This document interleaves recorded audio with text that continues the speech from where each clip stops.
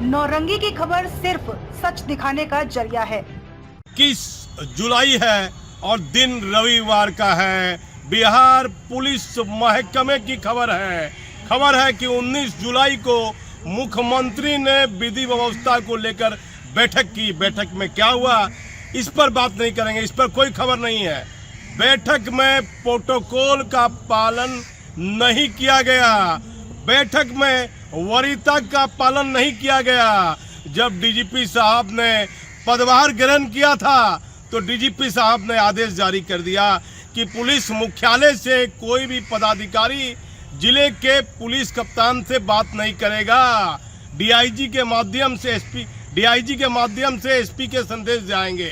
मतलब एसपी को जो जानकारी देनी है वह डीआईजी को देंगे, डीआईजी साहब डीजीपी को देंगे, रेंज के आईजी डीआईजी सीधे संवाद डीजीपी से करेंगे। ऐसा नियम लगाया कि पदाधिकारियों में चर्चा होने लगी कि भाई ये डीजीपी साहब आए हैं, अनुशासन को लेकर चलेंगे, प्रोटोकॉल का ये पालन करेंगे। कई केंद्रीय प्रतिनियुक्ति पर कई महत्वपूर्ण पद पर रहे हैं, लेकिन ऐसा कुछ होता दिख नहीं रहा है। मुख्यमंत्री की समीक्षा बैठक में, ये विधि व्यवस्था को लेकर बैठक थी। मुख्यमंत्री बैठे हुए थे, बगल में एक पदाधिकारी, फिर डीजीपी साहब बैठे हुए थे। डीजीपी साहब के बगल में प्रधान गृह सचिव बैठे हुए थे अरविंद चौधरी साहब, बगल में एडीजी संजय सिंह बैठे हुए थे विधि व्यवस्था, और उसके बाद अंबेडकर साहब बैठे हुए थे, विनय कुमार बैठे हुए थे, प्रीता वर्मा बैठी हुई थी, अनुपम मैडम बैठी हुई थी, एक आईएएस पदाधिकारी बैठे हुए थे, प्रणब कुमार जो भागलपुर डीएम थे वो बैठे हुए थे, और कई पदाधिकारी बैठे हुए थे। लेकिन मुख्यमंत्री की इस बैठक में प्रोटोकॉल का पालन नहीं किया गया, वरीयता का पालन नहीं किया गया। लगातार पुलिस हेडक्वार्टर में ये चर्चा भी होती है कि एडीजी रैंक के पदाधिकारी का कार्य आईजी हेडक्वार्टर से कराया जा रहा है। ये क्या हो रहा है मुख्यमंत्री जी? डीजीपी साहब बड़े अनुशासित माने जाते हैं, बड़े ईमानदार माने जाते हैं। पदभार ग्रहण किए तो चर्चा होने लगी कि बड़े बड़े पदाधिकारी में कि जो जिनकी अच्छी छवि है, वैसे आईपीएस पदाधिकारी की बात को टीम में डीजीपी साहब रखेंगे। लेकिन पदभार ग्रहण करने के बाद चर्चा में रहते हैं डीजीपी साहब, अमित लोढ़ा को लेकर चर्चा में, विशाल शर्मा साहब को लेकर चर्चा में, दरभंगा में अतिरिक्त जिम्मेदारी को देकर चर्चा में। वैसे पदाधिकारियों पर इनकी मेहरबानी दिखी जिनकी छवि पाक साफ नहीं है। लेकिन ये क्या हो रहा है नीतीश कुमार जी, आपकी बैठक में, जो मुख्यमंत्री की बैठक है, चलिए पुलिस मुख्यालय में क्या हो रहा है किसी को कुछ मालूम नहीं है, उसका वीडियो नहीं जा रहा है, लेकिन आपकी ये जो बैठक हुई है, इस बैठक की तो वीडियो दिया गया है, फोटो दिया गया है। उस फोटो और वीडियो में क्लियर दिख रहा है कि डीजीपी के बगल में जितने लोग बैठे हैं, उस बैठक में प्रोटोकॉल का पालन नहीं किया गया है, वरीयता का पालन नहीं किया जा रहा है। यही पुलिस मुख्यालय में हो रहा है, यही जिला में हो रहा है। इसका बेहतर संदेश पुलिस महकमे में नहीं जा रहा है। कई महत्वपूर्ण और ताजा खबर है जो पुलिस विभाग के बड़े बड़े पदाधिकारी को चौंका देगी। आप हमारे चैनल पर बने रहिए। मैं भागलपुर से दीपक नौरंगी।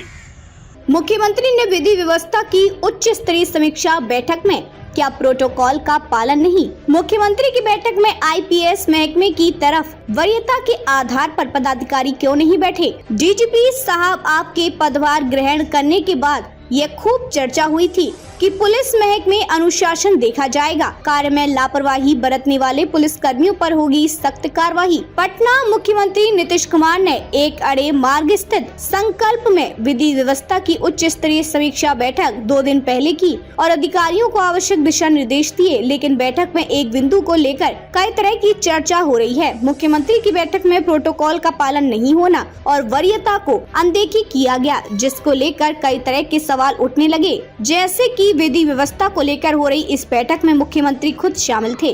और डीजीपी साहब के बगल में एक IAS रैंक के पदाधिकारी बैठे हुए थे। उसके बाद ADG विधि व्यवस्था संजय सिंह बैठे हुए थे, लेकिन उसके बाद कई DG रैंक के पदाधिकारी उससे पंक्ति में कुर्सी पर बैठे हुए थे। लेकिन मुख्यमंत्री की इस बैठक में वरीयता और प्रोटोकॉल का पालन नहीं किए जाने को लेकर कई तरह की चर्चा IAS रैंक से लेकर IPS महकमे में हो रही है। DGP साहब ने जब पदभार ग्रहण किया था तो कई साफ सुथरी छवि वाले IPS पदाधिकारी को यह उम्मीद जगी थी कि अब सही IPS पदाधिकारी और पुलिसकर्मी को DGP साहब बेहतर मान सम्मान तो मिलेगा। लेकिन DGP साहब अब आपको कुछ महीने के बाद 2 साल पूरे हो जाएंगे, लेकिन ऐसा कुछ दिख नहीं रहा है। जहां पुलिस में अनुशासन देखा जाना चाहिए वहां उल्टा हो रहा है। सीनियर पदाधिकारी का कार्य जूनियर से लिया जा रहा है और वरीयता और प्रोटोकॉल का भी पालन मुख्यमंत्री की बैठक में नहीं किए जाने की चर्चा चारों तरफ देखी जा रही है। क्या यह ठीक हो रहा है? क्या यह सही संदेश जा रहा है? पूरे सरदार पटेल भवन में ये चर्चा होती है कि सीनियर पुलिस पदाधिकारी का कार्य जूनियर पुलिस पदाधिकारी से लिया जा रहा है। सरकार के मुखिया की चुप्पी भी सवालों के घेरे में है। बैठक में मुख्यमंत्री को गृह विभाग के प्रधान सचिव अरविंद कुमार चौधरी ने गृह विभाग द्वारा किए जा रहे कार्यों के संबंध में तथा पुलिस महानिदेशक RS भट्टी ने अपराध नियंत्रण को लेकर किए जा रहे कार्यों की अद्यतन स्थिति की जानकारी दी। पुलिस महानिदेशक ने बताया कि पुलिस पूरी मुस्तैदी के साथ लगातार काम कर रही है। आप अनुसंधान के कार्य भी तेजी से किए जा रहे हैं ताकि दोषियों को शीघ्र सजा मिल। समाधान पोर्टल के माध्यम से भूमि जनित मामलों का निरंतर अनुश्रवण कर समाधान रहा है, जिससे भूमि विवाद में कमी हो रही है। पहले जितनी हत्याएं होती थी, प्रतिशत हत्याएं भूमि विवाद के कारण होती थी, अब यह घटकर 40.69% हो।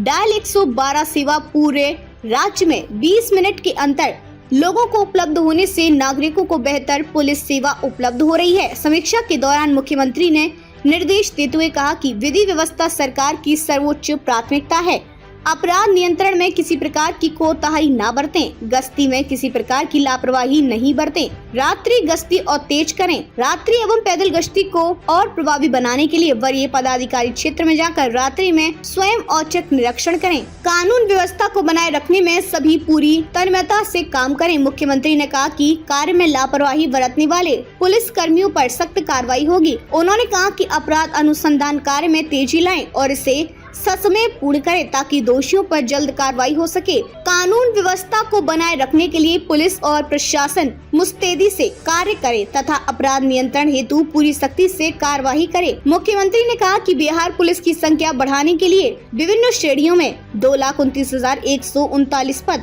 स्वीकृत किए जा चुके हैं। 1,06,436 पुलिसकर्मी कार्यरत है। शेष रिक्त पदों पर बहाली शीघ्र करें। हमने वर्ष 2013 से ही पुलिस में महिलाओं के लिए 35% आरक्षण का प्रावधान किया है। अभी बिहार पुलिस में महिलाओं की संख्या लगभग 30,000 हो गई है। बिहार पुलिस में महिलाओं की भागीदारी देश में सबसे ज्यादा है। उन्होंने कहा कि पुलिस बल में महिलाओं की संख्या बढ़ने से थानों में जो महिलाएं शिकायतें लेकर आती हैं, उन्हें समस्याओं का समाधान में सहूलियत हो रही है और उनका आत्मविश्वास बढ़ रहा है। हर थाने में महिला पदाधिकारी एवं महिला पुलिस कर्मियों का पदस्थापन सुनिश्चित किया जाए। उन्होंने कहा कि थाने में आने वाले आगंतुकों के साथ अच्छा व्यवहार हो, उनकी बातें सुनी जाए, ये सुनिश्चित किया जाए।